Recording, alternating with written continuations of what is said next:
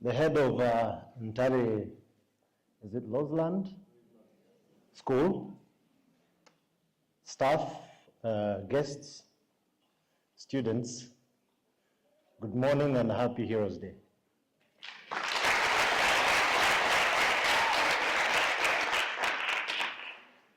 I'm Brigadier General Ronald Rugivanga, and I'm the Defense and Military Spokesperson. I speak on behalf of the Army and the Ministry of Defense.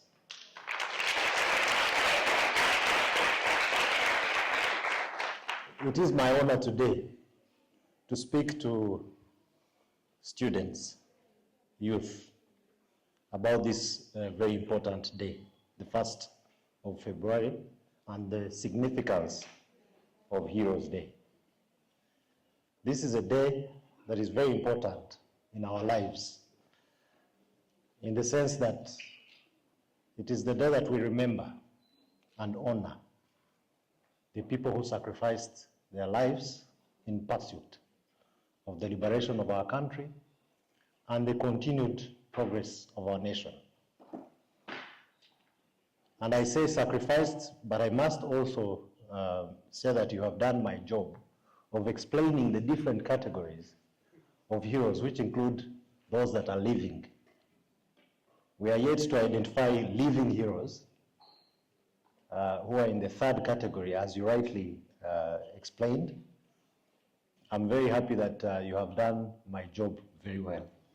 So I'll just explain deeper all these categories, but in doing that, I would like to commend all of you for being very interested in this subject, because it's a very important subject in the progress of our nation.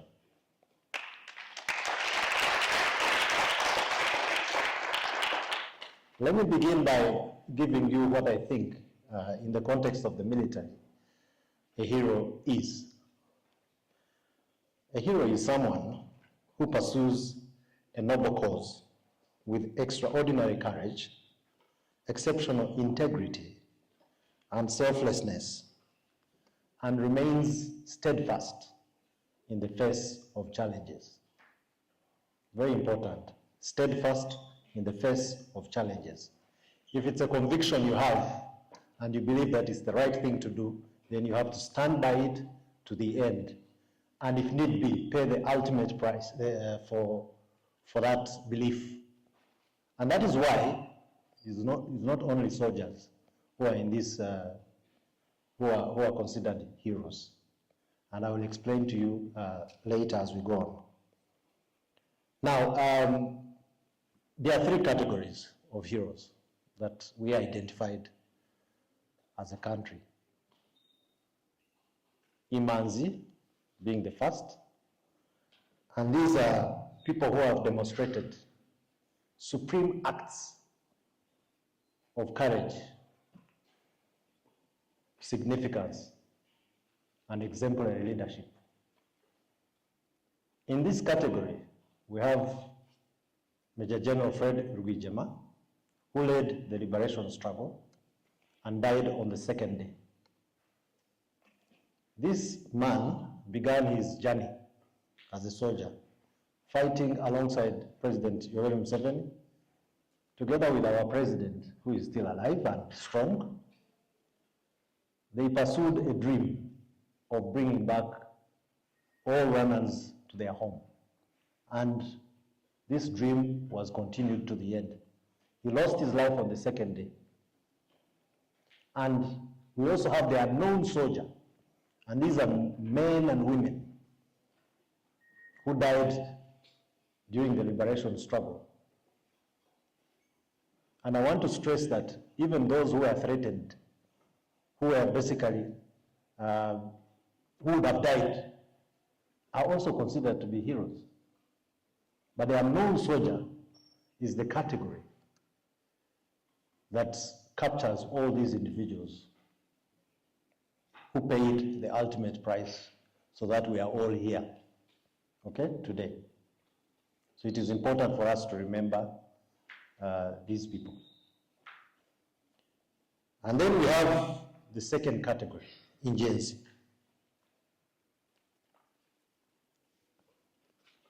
Ingenzi, just like imanzi, these are people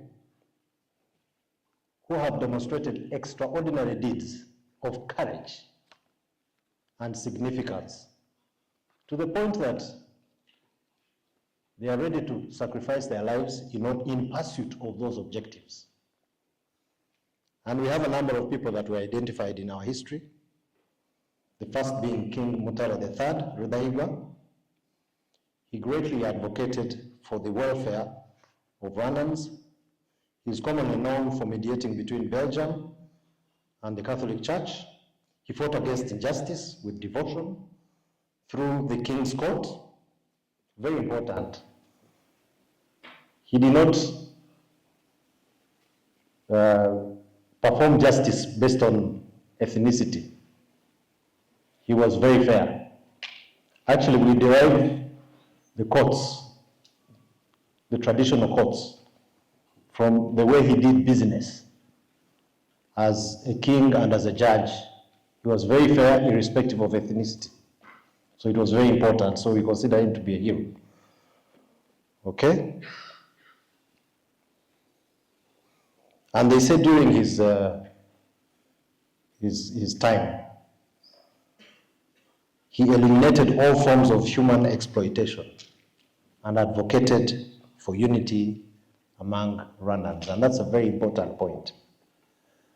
As a king, he demonstrated the ability to unite and the conviction to unite people and to fight against any form of divisionism.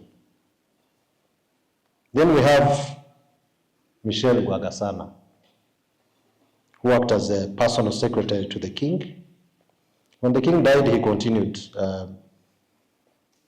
continued to work towards getting independence of our country. And this won him a job as the first Rwandan secretary in the United Nations.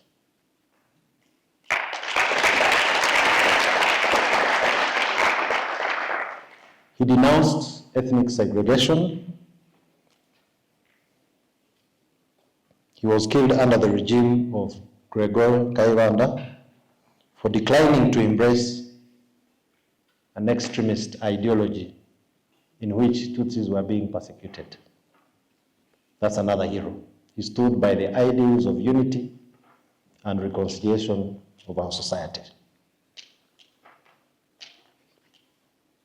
The third, as was mentioned, I said I will just give you a bit of details for each, for your understanding, is Agatha Uwiringiyimana. She became the first woman to hold the position of Prime Minister in Rwanda's history. That's from 1993 to 1994 when she was killed in the genocide. She advocated for equal rights and opportunities among students and for the right of women, and she spearheaded the fight against ethnic division. And for that, she was considered a traitor by the extremists, and she was killed during the genocide. So we consider her to be a hero because she was steadfast in the face of challenges.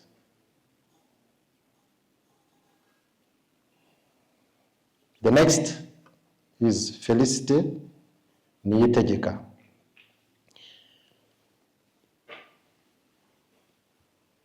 This lady, during the 1994 genocide against the Tutsi, she is remembered for refusing to part ways with the people who found refuge at Ntare Saint-Pierre, currently located in Rubavu district, where some bombs were heard a few days ago. Rubavu district in western Rwanda. When her brother, a colonel in exile, the former forces that we were fighting against, told her to separate them, that is to separate the Tutsi from the Hutu, so that the militia can eliminate the selected group. She refused. She refused. They attacked her house. She had 43 Tutsis. She opted to die along with them. Those are acts of extraordinary courage.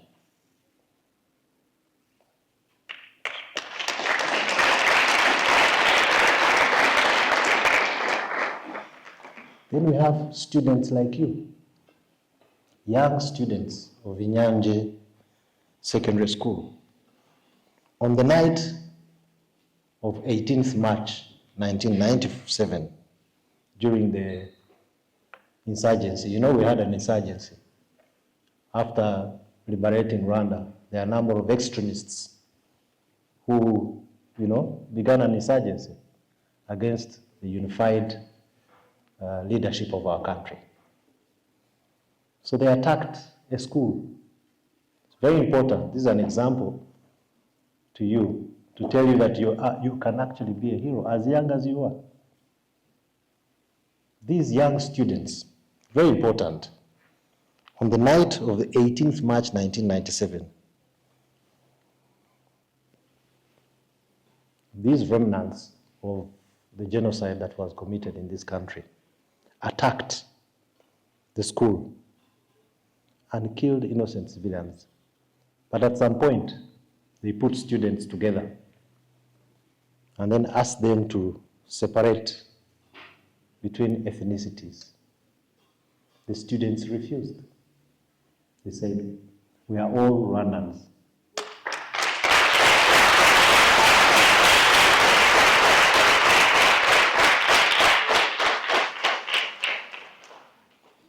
Six of those students were immediately killed. And I want to read each of their names to honor their memory. The first student was Ndeme Valens, born 1972, died 1997. The second student, Mukaru Twaza Seraphine, born 1975, died 1997. The third student, Benimana Helen, born 1979, died 1997. Bizimana Silvestre, born 1975, died 1997. Mujawamahoro Chantal, born 1975, died 1997. Mukambaraga Beatrice, born 1974, died 1997. Nyonjira Fedina, born 1978 and died 1997. These students died because they refused to identify their colleagues' ethnic group identity. And for this, they are considered heroes.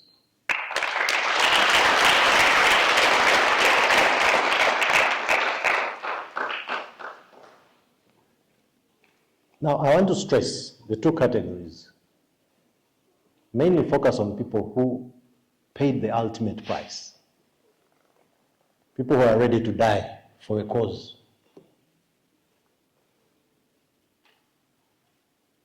And a very noble one. Today we have people doing the same who are within the category of the unknown soldier, who are ready to fight battles to save humanity, who are ready to go to Cabo Delgado to deal with Ansar al-Sunnah wa Jamaa terrorists who are killing civilians every day. They are ready to put their lives at stake to ensure that the population in Cabo Delgado is protected. against killers. Okay?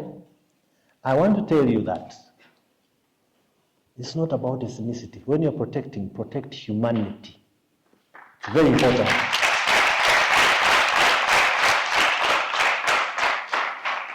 And that's something we stand for. Rwanda stands for that globally. Not nationally, globally. We are ready to pay the ultimate price to save humanity. To save whoever is at risk of loss of life.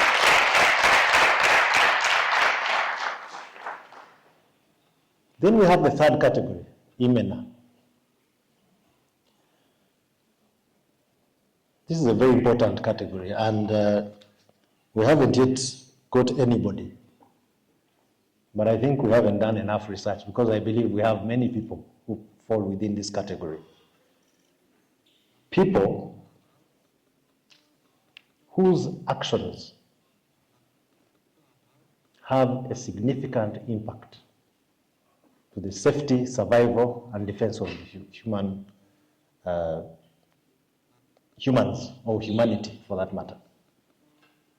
I want to give you an example before I give you, details of how you can be a hero.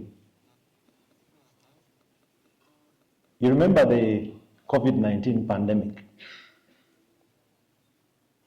You remember how many people are dying every single day? If someone, one of us, would have worked day and night to find a cure and finally get it, a cure to COVID-19, that person would be considered to be a hero in the ingenzi category. Are we together? So in other words, you can actually be a living hero. You don't have to have, passed on to be recognized posthumously. No. So a person of who has performed acts of great importance to a society, saving lives. You see, in the military, we even have medals of honor. We try to be as modest as possible, not to make living heroes in the military, but I believe they are there. Okay? So we have people who we give medals to, like the ones you see on our shirts. Those are medals. But heroes can be made. You can do something that will have a significant impact on a society. Every time we operate abroad, we are given medals because we've served that country, protected human beings against killers, and we come back home. Every time we come back home, we are given medals. We don't call those heroes. Okay? But in this final category, the ingenzi, I believe you can have living heroes. So you students, in your respective fields, you have to be innovative. You have to have that passion. The passion to do the right thing, the passion to save humanity. There are several values that you must espouse as students. And these values are taught every day by our leadership in different forums. And there are also certain prohibitions. You know prohibitions? Chirazira in Kinyarwanda. There are things you should never do. Okay?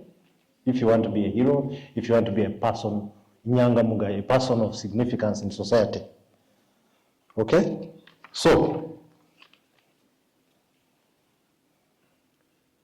what can a hero be? Or what a hero cannot be? One, a person who betrays the country cannot be a hero. Two, a leader who is toxic, divisionally, one without principles, one who will always have personal gain over public gain or public collective gain, selfish leaders, cowardice. In the face of adversity, you run, you show your heels, and then people are killed.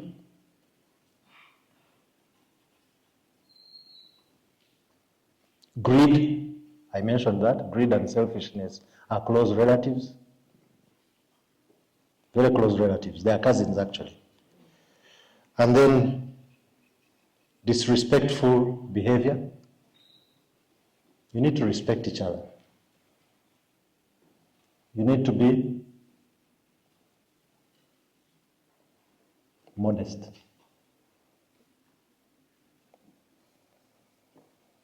Laziness, even in school. You can't be a hero when you're lazy. You need to perform. I like that you have a disciplinary conduct. Martial arts is discipline. I like that. It's very good. It shapes character. It shapes behavior.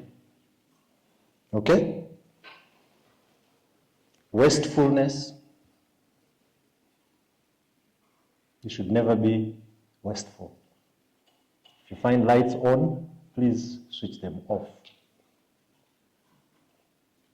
Make sure you use resources sparingly, because these are collective resources.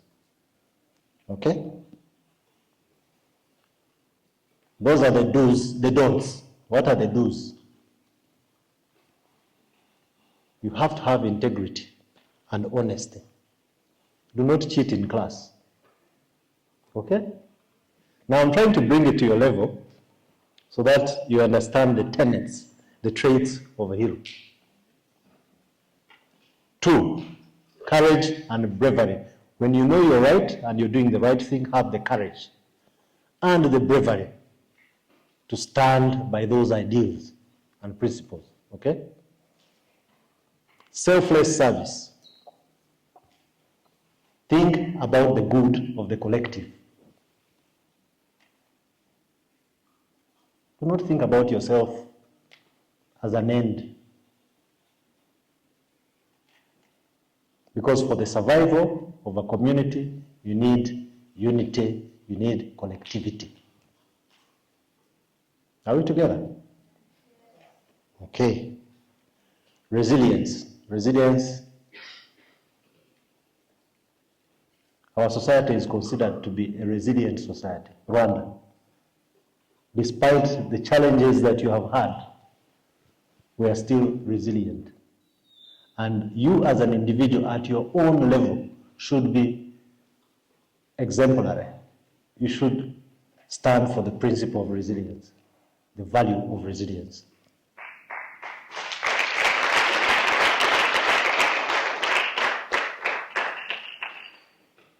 You must use less to achieve more. That's part of not wasting. From the very beginning of our struggle, we used less to achieve more. So that's a principle that we have operated on throughout our life, and that's why our country is progressing every day. We started from scratch and we built our country slowly by slowly. Our president stresses that, do you really need money to be clean? Do you need money to be clean? So even when we didn't have enough money, or resources for that matter, we started by doing the right thing, even within our homesteads. We did the Saturday Muganda for the purpose of cleaning our environment. Now we are the cleanest country on the continent.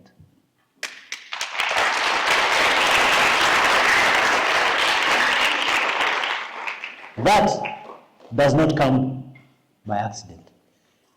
That is a deliberate leadership decision to do the right thing and to enforce the correct thing. Some critics come and say, no, that is dictatorship. So you are dictating. Do you have to really question cleanliness? Is that dictatorship? If it is dictatorship, so be it. Because it fights diseases.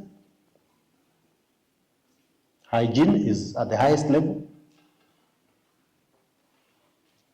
I think even fighting corruption is going to be considered to be dictatorship too.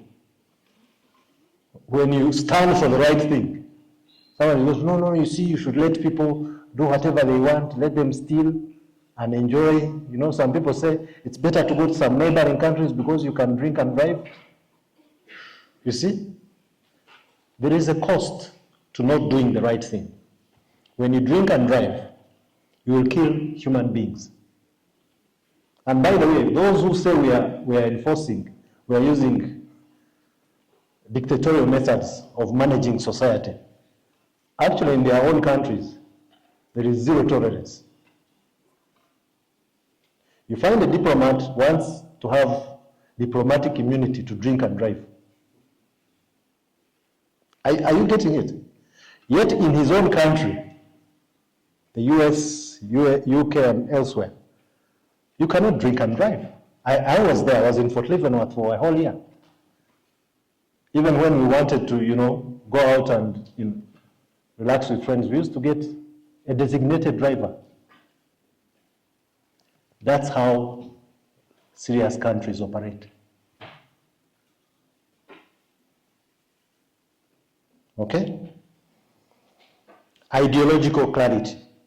I don't know if I'm using words that are very complex, but I will simplify that. Ideological clarity is the ability to stand by an idea. Let your words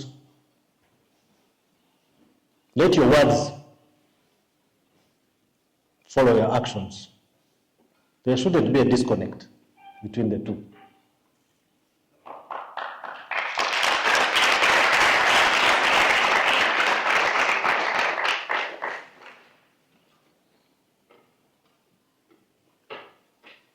I personally had the opportunity of being the close protection officer to our president. I was, the guys who open the doors and follow him behind and hold his file and do all those things. I did that for quite some time.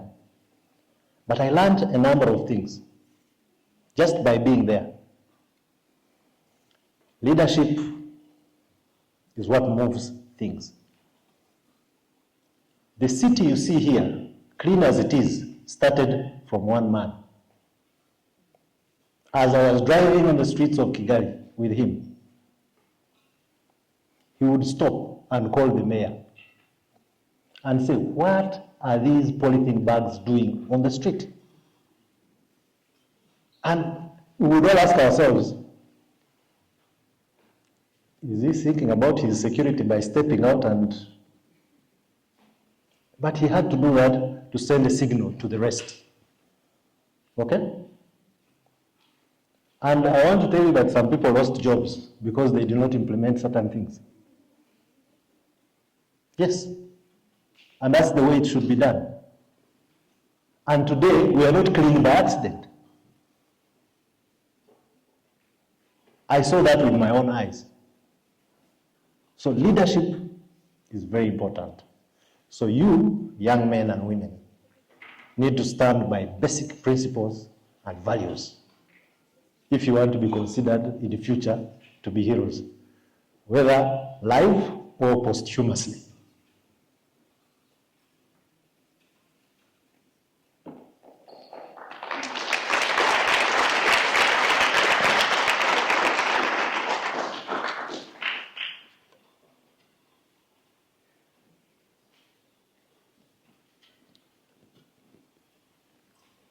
So, what is the final take? I want to push this question as a student to ensure that whatever was achieved by this great country can be maintained. I want a couple of hands. Yes. Excellent. study more, study well, study hard in order for you to transform your nation. Excellent. Another one? Yes? Self-management. That is self-management, self-discipline. Yes? Prevent genocide ideology. Excellent. Stay united, work together, and prevent anything that would divide the society. Next. Yes.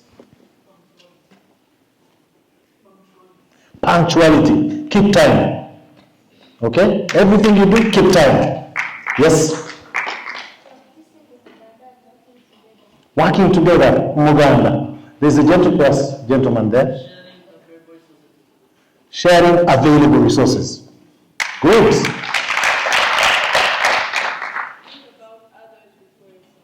Think about others before yourself. Selflessness. Excellent. Yes. Integrity.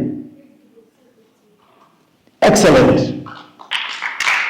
Man, the lecture is, I can see that people have understood. Yes. Patriotism, love of country. And that's a very important point. Thank you for, I think let's make it the last one because the points are so many. Okay, fine. Yes, continue protecting what has been achieved. Back to patriotism. You know, it's an all-encompassing value because all these values that I've been talking about will not be achieved if you're not patriotic. And I want to tell you why.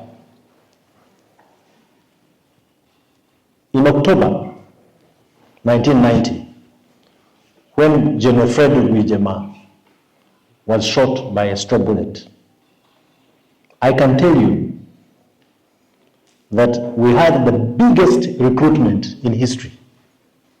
After that, people were like, if we can lose a person like that, who has sacrificed his life to liberate our country, what are we doing in school? What are we doing here? Let's go and support.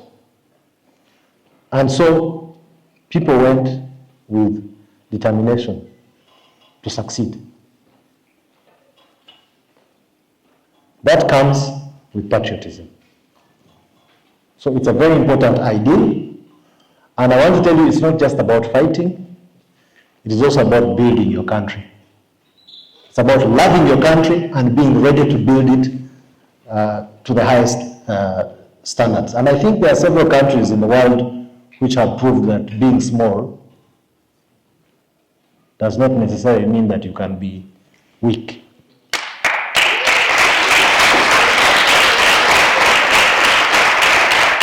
Geographical size, please, we should demystify size factors in this equation.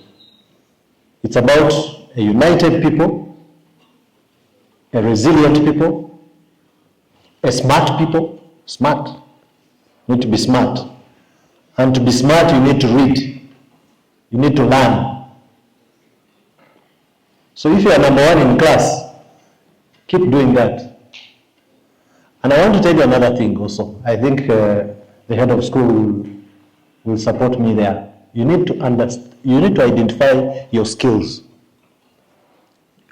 Not all of us are supposed to be good mathematicians. I personally wasn't really good at maths, but I'm not encouraging you not to do maths. I'm not encouraging you not to do maths. I'm simply saying, do your best in whatever you do. I had to do maths and pass it to stay in first grade. So I read night and day, did calculations. I was weak, but I tried my very best. So do your very best to ensure that you cross the line. And in the end, you can choose where you think you're best suited. Today I'm a spokesperson, I'm not an engineer. Okay? Because I probably pursued a career that took me there. But I had to learn maths in order to pass a certain grade. And I think it's helping me because I need to do my maths when I'm, paying my bills and doing all those things. So it's important for you to do it also. Do the best in whatever subject you have, but make sure you perfect your skill in something. Okay? So I don't want to take much of your time, but I want you to think about, in conclusion, I want you to think about the heroes that are in our history and what they did. There is a brochure I have here, which I'll leave with the head of school. I hope you can make a number of copies for them to, remind themselves of what a hero is, and for them to be committed at whatever they do for the good of building our nation. I thank you very much for your kind attention. And usually when I do my presentations, I expect some questions. So I hope you have a few questions for me. Thank you very much.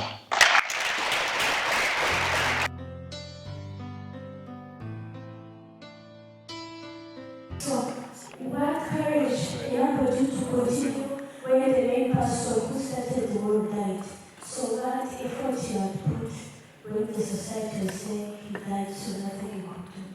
So, my question is, according to what you said, Paul Kagame seems like he did a lot in that time, and why isn't he considered as a hero in the agency?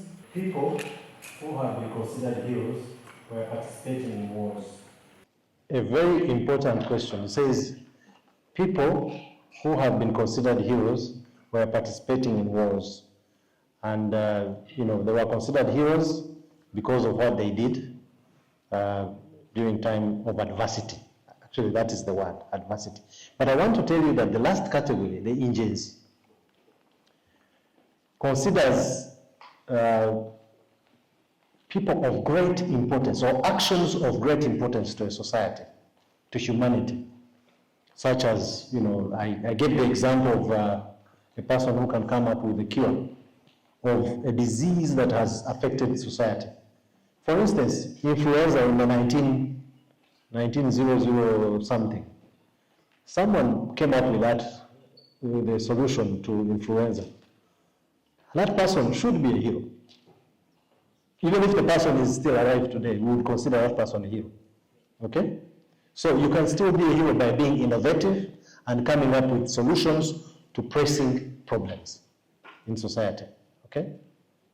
So with that, this marks the end of my presentation. I thank you very much for your rapt attention, and God bless you. Happy Heroes Day.